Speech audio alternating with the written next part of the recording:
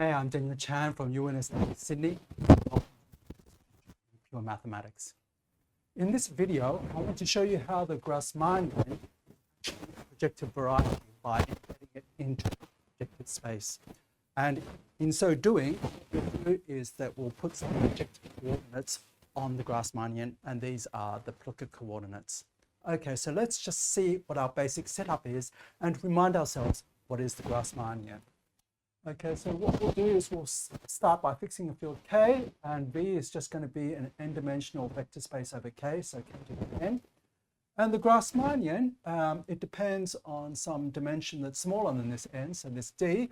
The Grassmannian ND is just going to be the set of all d-dimensional subspaces of this vector space V. So W is just a subspace of Kn of dimension D. Let's write the basis for this to be W1 to WD. Just put this up. Okay, so of course this is just the set of all subspaces of dimension D, and in another video that I've shown you, you can see that this is actually a manifold.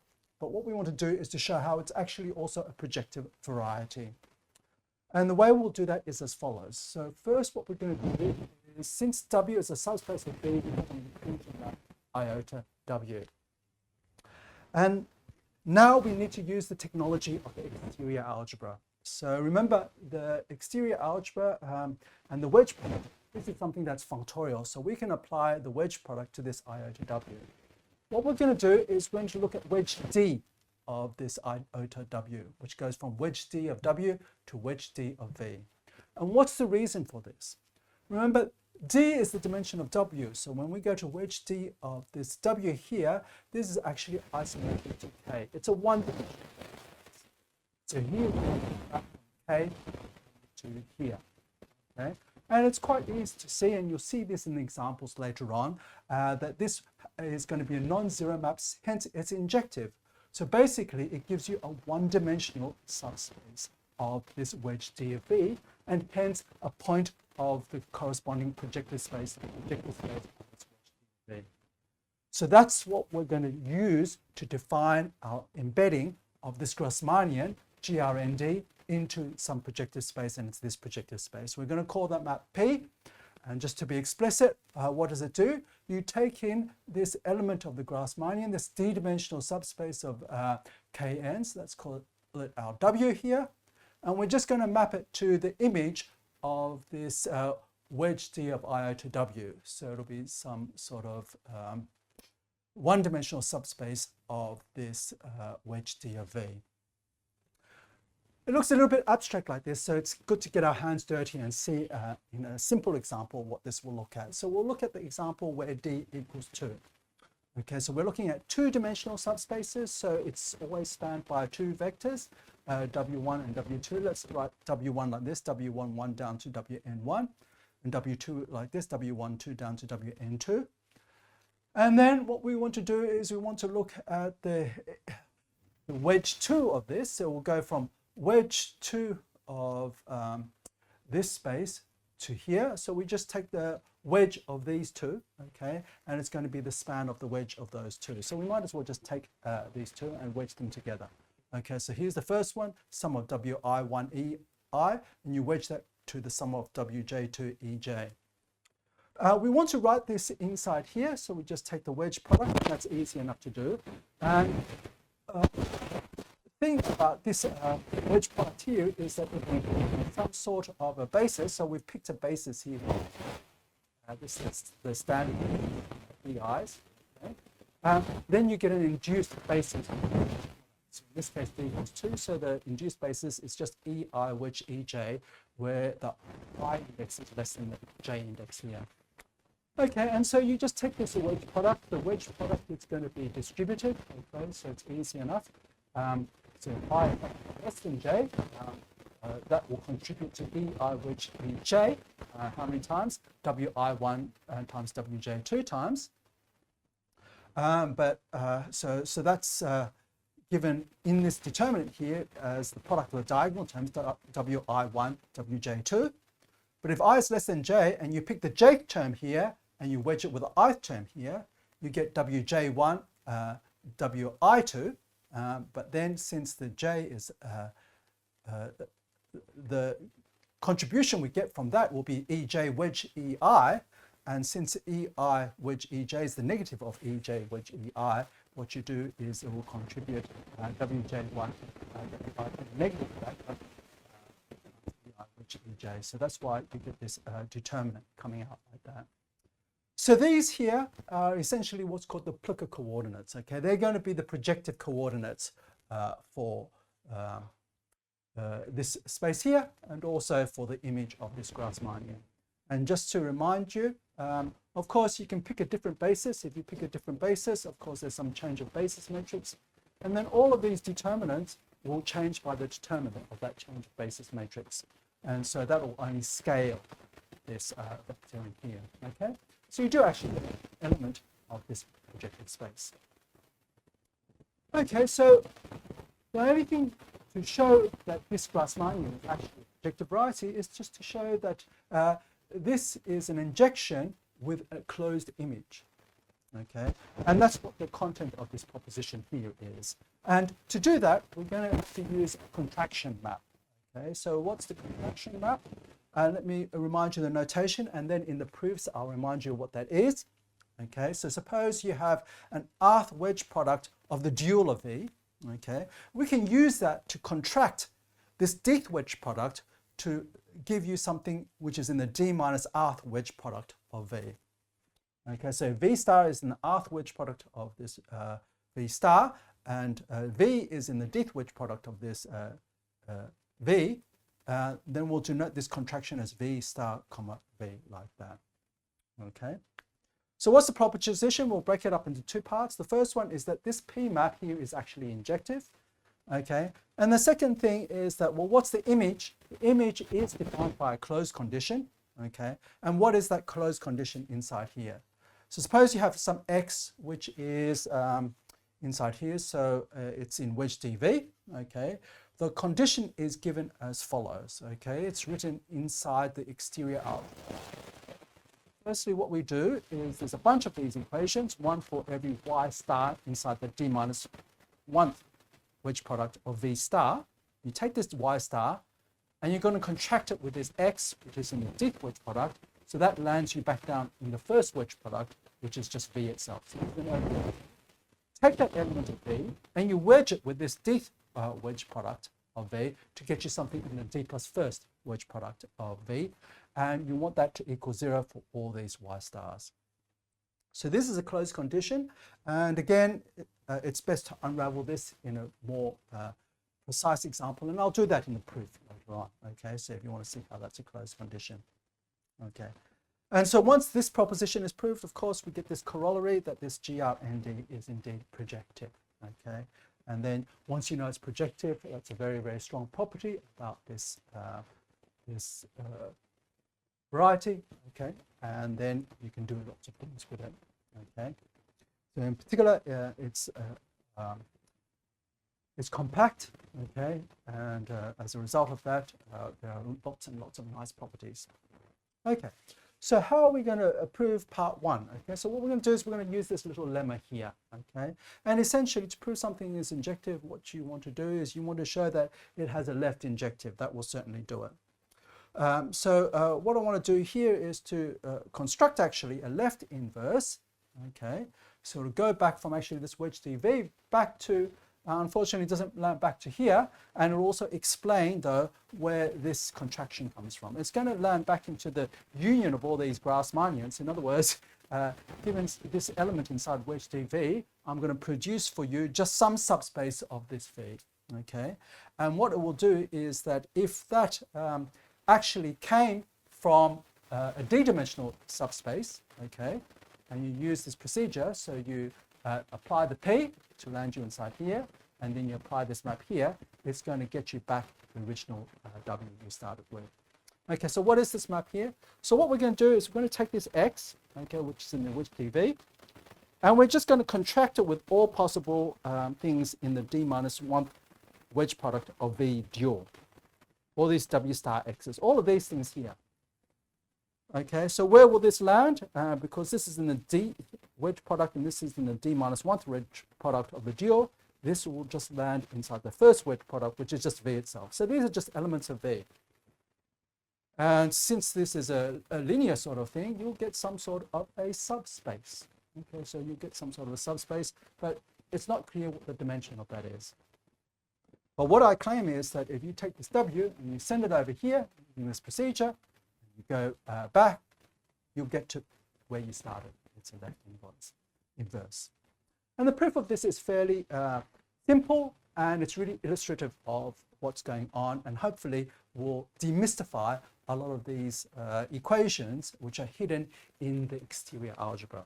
Okay, so what we do is we start with something that's inside this here, and we'll apply this and then go to here. Okay, so we start with this W with basis W1 to WD, and we're going to extend that to a basis of V. Okay, so it's a basis of V, so we have to add in, say, VD plus 1 all the way up to Vn. That's our basis for V. It's adapted to this basis for W. Then we consider a dual basis.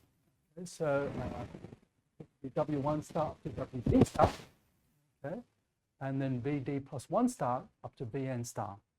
So all these V stars in particular, they'll be 0 on all of W. Okay, so that's something that follows in fact that we have a dual basis. Okay, so now what we're going to do is we're going to take this W, okay, we're going to map it over here,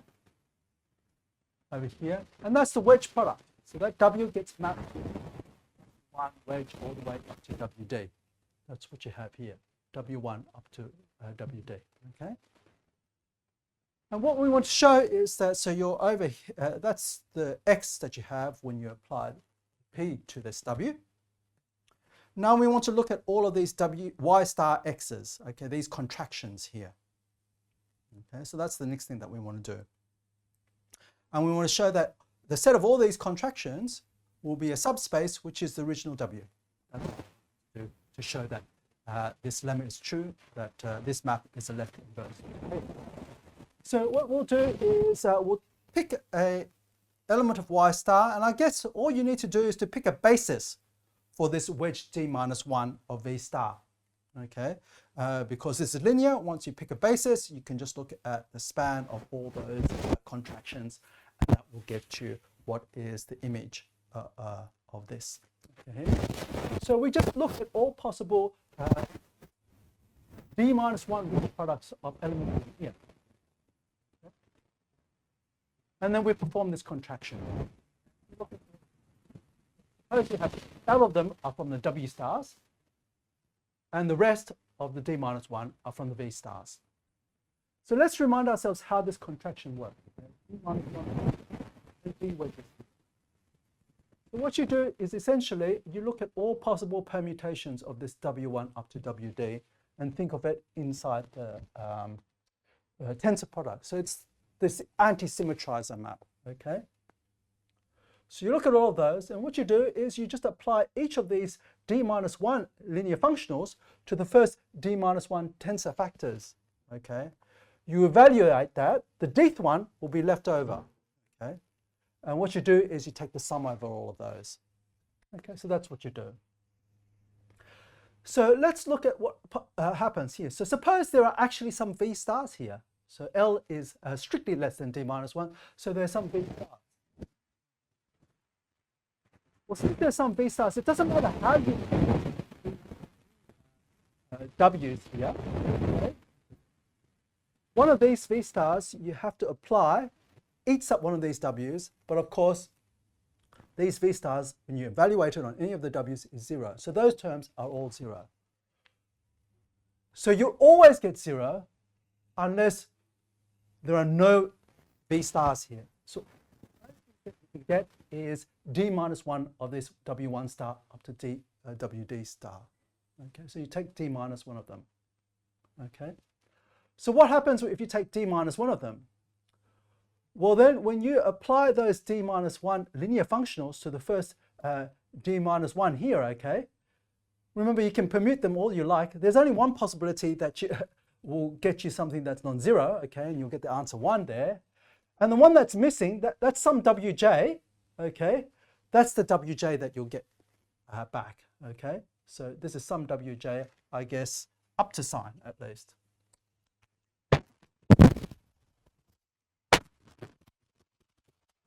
But whatever it is, you can always pick d minus one of them. If you're missing the jth one, you'll get plus or minus. Okay. So if you start with this w, okay, you send it over here to this wedge product w1 wedge up to wd, and then you look at all these contractions, what you'll end up getting is the span of these wj's, which is just the original w, and that's why it's a left inverse. And that actually proves the first part of this proposition. Okay, so going back to the proof of the proposition, lemma implies part 1. And it also implies that this condition star, this condition applies to all of the image of P, okay? Image of this P. Let's just see why that's the case. Okay, so what happens here is if you look at something in the image of P, you've got to check that this closed condition holds. So to check that that closed condition holds, let's look at something in the image of P. So we start with, say, this W. Look at the image of this under P of that thing. That's W1 wedge up to WD. Okay. And then what happens is you have to check that this condition holds. So what is this set of all these W star X's? Well, I said what all those W star X's was. It's just going to be the elements of this W. So what you're going to do is you can take an element of this W, okay, that's by the lemma. This will be some element of that W in this case, and you wedge it with this. So in other words, a linear combination of these Wj's, and you wedge it with this W1 wedge up to WD. When in every possible term, when you expand, okay, you'll get a repeat of one of those W's, okay, and so that's going to be 0, and that's why you have this is equal to 0. So that means that we're almost done. There's just one final thing that we need to do. We want to show that actually the image of P is the whole of closed subvariety defined by this closed condition here. And also, in so doing, I want to show you why this really is a closed condition. Okay, so hopefully you can see that if you didn't see that. Okay. So to do this, you have to get your hands dirty, and I don't want to write a big matrix. So I want to just illustrate this on by looking at the case of GR52. If you can understand what happens in this example, okay, then you'll be able to see what happens in the general example to see how this proposition is proved in that general case. Okay, so we'll look at GR52 as an example. And so what do we want to do? We want to say that if X is an element inside this projective space which satisfies this closed condition, actually, it comes from something in the Grassmannian. Okay? So let X equal this Xij. I guess here I'm just writing the Plucker coordinates, so I'm not writing out, I'm writing these out here. Okay? So in other words, I really have an element which looks like this, sum of Xij, Ei, wedge Ej. Okay, and the Plucker coordinates are just the coefficients of this natural basis, so they're the Xij. Okay, and since I'm in GR52, the I is less than j, and they range from 1 up to 5. Okay, so we're going to assume that this satisfies this closed condition, and we want to find of equals 2, so two-dimensional subspace.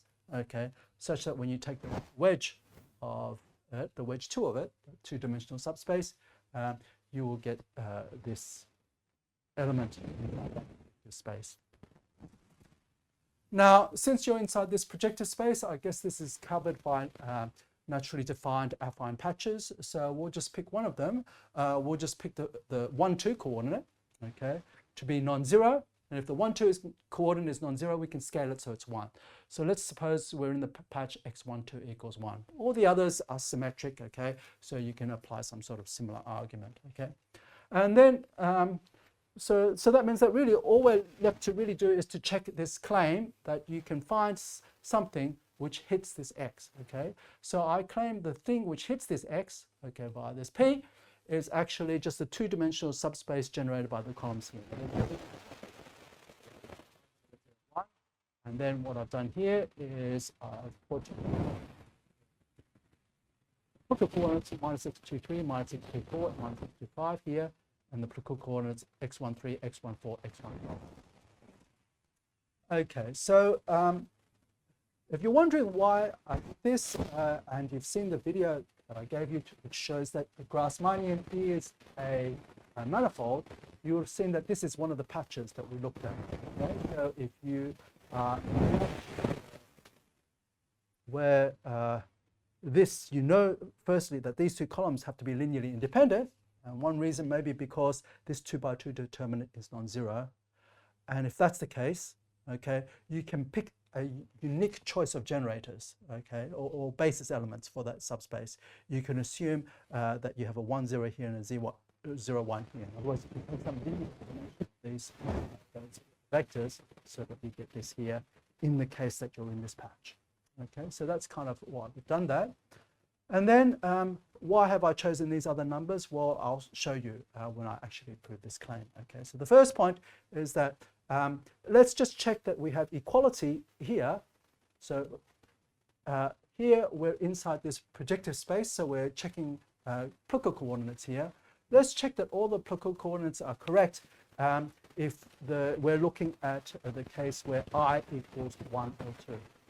So what does that mean? So if you're looking at xij, where I is 1 or 2, okay, then that's given by the various 2 by 2 determinants that you see here. So remember, that's how you get the, when you take the wedge product of two vectors, that's how you get the Plucker coordinates of the image under P. Okay, the various 2 by 2 coordinates of one of the first two rows with any of them. Okay, so if you just pick the first two rows, of course, what is the Plucker coordinate here? x12 equals 1, and this 2 by 2 determinant is 1. Okay, but if you pick something else, and then you'll see where the choices for these x's come from here. Okay, let's suppose you look at x24. So you've got this 2 by 2 determinant on this side here. If you want to look at the 2, 4 Plucker coordinate, you look at the 2 by 2 determinant. So you've got 0, and then you have to subtract a product here, so that's the negative of negative x24, so that's x24. Okay? So on the left hand side we do get x24, the 2, 4 coordinate of the x as well. Okay, so that's all very well and good, and that checks all those Plucker coordinates where I equals 1 or 2. But what about all the other ones? Okay, so basically what happens if I is greater than 2? Okay, well, they're all fairly similar, so we might as well just check something like x34. So note something also is that I chose these numbers so that these Plucker coordinates coincide. We haven't used the closed condition here yet. Okay, so this is where we need to use it. Okay, so what we'll do is that we'll use this closed condition. Okay, so this is a bunch of equations, and we're going to pick the equation that we get if this y star is equal to, so here d is equal to 2 rather, so d minus 1 is 1, so we just need some element of v star. So we're going to pick y star equal to e1 star. Okay, and we're going to look at the equation that you get here. Okay, so let's have a little look at the equation and really unravel that, and hopefully you'll see why this is actually a closed condition. Okay, so why it's basically just a bunch of polynomial equations. Okay, so let's write down the x here first. Okay, the x really is the sum of xij, ei, wedge, ej. Okay, so that's the first thing. Now we have to do this y star contracted with x. Here's our x here, we're going to contract it with e1 star. So what does that mean? So basically what happens is that you have to look at the anti-symmetries of this. So you have to look at ei tends to ej, and then minus ej tends to ei. And you apply the e1 star to the ei first, and then that will tell you how many of the ej you get. Okay, and then you also have to apply the e1 star to the ej. Now, of course, I is less than j, so the only way that you get e1 star when you contract here is if you have an e1 here wedge something else. Okay, so for example, in the e1 wedge e2 term, I equals 1, j equals 2, that's x12. Okay, if you apply the e1 star and you contract, you get rid of that e1 and you're left with that e2, so you get x12 e2. x12, E2. Similarly, the E1 wedge E3 term here, x13, you'll get x13 E3 plus x14 E4 plus x15 E5. Okay, so that's what happens when you do this contraction. Okay, so it's an element of this V. So it's just a linear combination of the standard basis vectors, and in fact you get this particular combination here. Okay, so that's what you'll have. And you're just going to wedge it with what's going on here. And since when you wedge it with what's going on here, you look inside the wedge product, and to check that it equals 0, I guess this is inside some vector space, so you just have to check that the coefficients of a basis are 0. So what we're going to do is we're just going to look at the coefficient of E2 wedge E3 wedge E4. Okay, so what is the coefficient of E2 wedge E3 wedge E4? Okay, so how on earth can you get inside here when you expand using the distributive law and E2 wedge E3 wedge E4? So we can break this up using the distributive law. So we just do E2 wedge something here. And to get that, this must be E3 and this must be E4 to get E2 wedge E3 wedge E4. So that means that I and j are 3 and 4 respectively. So you have x34 here. So you have x12 times x34. That gives you one contribution from here to the E2 wedge E3 wedge E4. So what about here? If you want to take this term and you wedge it with this, how can you get some multiple of this E2 wedge E3 wedge E4? Well, you have an E3 here, so this must be E2 and this must be E4. So I and j are 2 and 4, x24, so you'll have a contribution of x13, x24, and that gives you the coefficient of E3 wedge E2 wedge E4. But E3 wedge E2 wedge E4 is the negative of this, so you put a minus sign here like that. And finally, you'll see that the only other way you can get an E2 wedge E3 wedge E4 term is if you have this x14 of this E4, x14 of the E4, and you wedge it with E2 wedge E3. So the coefficient of that is x23. And that'll give you some E4 wedge E2 wedge E3. You have to commute the E4 past the E2 and the E3. Okay, so that gives you two negatives, so there's a plus here. So this here you can see is just a very simple, in fact, quadratic homogeneous polynomial in these Plucker coordinates. Okay, so it is very much a polynomial condition. Okay, so of course you can do this for any of the coefficients of these wedge products of standard basis vectors. Okay, and you get a bunch of polynomials. Okay, so this essentially is just a bunch of polynomials that you have here. Okay, this bunch of polynomials. But let's have it a little unravel and see what this equation tells us. Okay, for x34. Okay, so the first thing is that this x12 is I chose it to be 1. So really, I can put this x34 there. Okay, so this x34, and I can bring these two to the other side. When I bring it to the other side, I get this x13, x14, and this x14, x23, with a negative there. And what we want this to be is really just the 3-4 determinant, okay, that 3-4 minor of this A. Okay, and that will check that the 3-4 Plucker coordinates of both sides here are the same, and then similarly you'll see that the 3-5 and the 4-5 are also the same. So why is that? Let's just check the 3-4. Okay, so you'll have the term here, the product is negative x23 x14, negative x23 x24, and then you have the negative and the negative, so plus x13 x24, plus x13 x24. So they do indeed match up. And that shows you that indeed, okay, any x that satisfies this, okay, so we've done it in this special case of 2, and we're assuming we're in this patch, we're all symmetric, so this argument will constructed this element of the Grassmannian which hits that particular coordinate.